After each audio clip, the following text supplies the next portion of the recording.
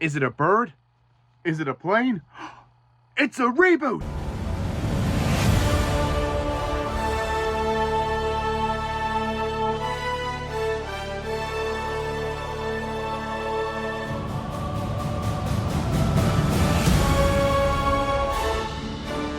Hello, my fellow YouTubers and subscribers, and welcome to my latest movie review, where today I review the reboot to the DCEU, which is now being helmed by James Gunn.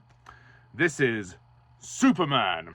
Superman 2025, written and directed by James Gunn, who is now in charge of the DCEU. After he did such a great job with The Suicide Squad, the DC people had, well, the studio executives had asked him to helm the DCU because they realized that the original DCU was kind of in a rough patch. It wasn't in the best of shape, and they wanted to really have another go and see if they could start again, as it really didn't look like the audience were engaging as well as they wanted some of the other films. That's not to say that all of them were bad, of course. There were some that did resonate with audiences, but for the most part it just wasn't working, and they needed to, if they wanted to keep it, they needed to change things up. If only the Sony Spider-Villain-verse realized that. But no, that one has been cancelled. But no, this one still has a fighting chance, so let's see how they do on their first go. Superman must reconcile his alien Kryptonian heritage with his human upbringing as reporter Clark Kent. As the embodiment of truth, justice, and the human way, he soon finds himself in a world that views these as old-fashioned. So many versions of Superman now. It's quite bold to make this movie because you really have to really go out of your way to try something pretty exceptional in order to make this new and relevant, and rather than it feel like more of the same in a lot of areas. The Superman movies themselves have had a very mixed quality, should we say. I mean, there's no doubt about it, the first two movies of Christopher Reeve are the best. They are still very good. The last two, oh gosh. And then we had Superman Returns, which was a kind of decent return to form, but not enough to carry a franchise. And then we had Man of Steel, which, no, not a fan. So now we get this one, and Superman is played by David Corenswet. So how does he fare? I think this is a good film. Yeah, I think they did a good job here. I'm not going to say that it's perfect. I'm not going to say that they outdid themselves. I'm not going to say that it was a masterpiece. But I think the overall package is a good, solid, enjoyable story. And I really like the story because it's a story about humanity, and Superman is wrestling with his, humanity and his alien identity. It's not an origin story, but there's a nice conflict and there's a nice character arc for him when he realizes that what he needs to do is embrace more humanity in order to defeat Lex Luthor and become the hero that the Metropolis deserves. And I love the concept of Lex Luthor manipulating the message, or so we think, that Superman's parents left him, that Superman's birth parents left him when he fell to Earth, and how he uses that to discredit Superman, and how that causes a lot of drama for the press and for Superman and for everyone. And it really does propel the story in a good direction. The script is solid, it's tight, the characters' motivations are clear, they are written with intent and purpose, and you feel, unlike Man of Steel, which is a long slog, this one feels like it has momentum and is going somewhere, and you actually feel the heart of this film. There's a lot of heart in this film. And they included Krypto the dog. I love Krypto the dog. The CG is bad though, I have to admit, the CG is not very good on Krypto, but I did find him to be a warm character and a really nice addition. It added a bit more lightheartedness, which was very much missing in Man of Steel. The cast are superb here. David Corenswet as Superman. He doesn't do a Christopher Reeve impression. He does obviously look somewhat like Superman. He definitely looks the part. I thought that this was the best Clark and Lois relationship since the first two films with Margot Kidder. I really thought that they had a lot of great romantic chemistry in this movie, and the way they explored the relationship at the beginning was fantastic, and the fact that they had this kind of fake interview scene that ended up turning into a dramatic relationship scene, it almost ended up becoming more real than it had intended to be initially. And I like Lois Lane in this film. Well, I wouldn't say that Lois does anything exceptionally heroic, except in the end when she's flying the ship. She doesn't come across as a damsel in distress neither, and she's pretty smart, and she's obviously a journalist and uses her intelligence to her advantage, but I don't think she necessarily makes many decisions that make her a strong character. She's fine, like, she's well done in this film, but I do think there could have been some more moments to elevate her into sort of a more central role, because she just kind of follows a mystery and she's just following the trail and trying to work out what's going on with all of it. So there could have been a little bit more to enhance her character there. I've got to say though, Nicholas Hoult as Lex Luthor, really good.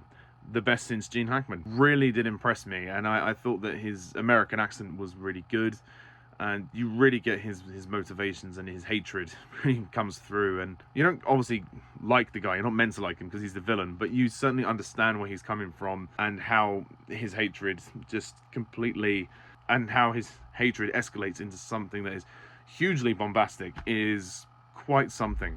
I will say this though, one of the film's shortcomings is the fact that as we go into sort of the halfway point, when we come across the pocket universe, that's when the film starts to go ridiculous. I feel like the film was on a really solid run through with the story.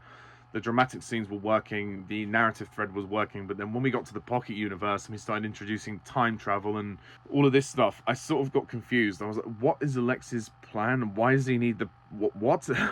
I just felt it was a bit too early to introduce that stuff. I felt that it, you know, anything with like the multiverse or other universes, you know, you have to build to that and you have to sort of integrate that at a slower pace, because the audience, I think, should just really be introduced to the new Superman and the new story and the new setup for the DCU. There's obviously other references as well, and there's also the Justice Gang or something who appear. They're not really that necessary to the film, to be honest. Although Mr. Terrific does have a lot to do, they do feel kind of shoehorned in. But on the subject of, like, you know, the pocket universes, I understand that they're trying to do that to elevate the climax of the film, to make it seem more epic, which in some ways it does do its job in that regard, but I just felt like this was too much and it got silly, you know, the amount of time we spent in this pocket universe, and the fact that Lex Luthor was like opening portals and stuff to travel to various places. It just gets a bit over the top.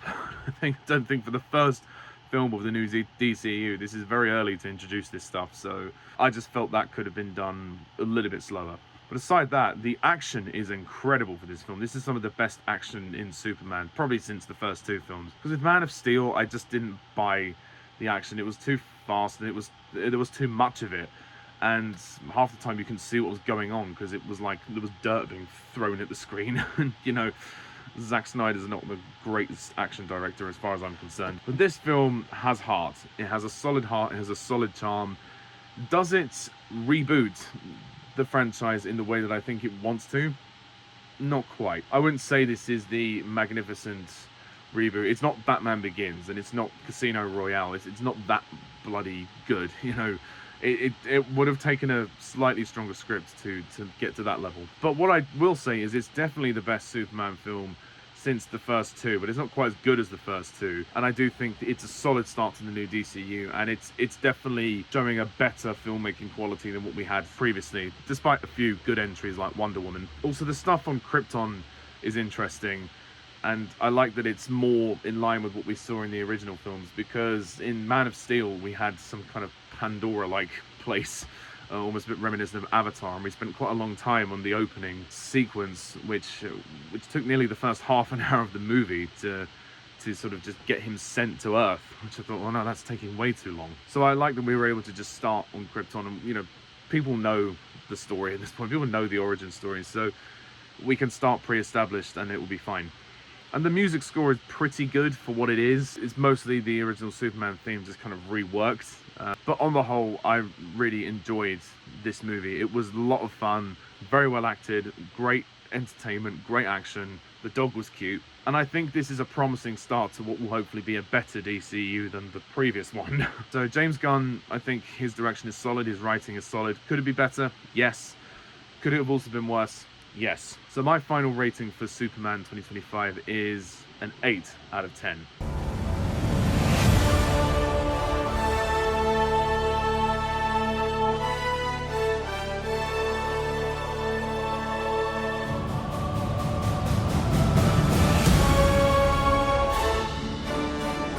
Thank you very much for watching this video. What do you think? Please comment down below. Let me know. Please hit the like and subscribe button for more content. And until next time, I'm Pajak's Perspective. See ya. Bye for now.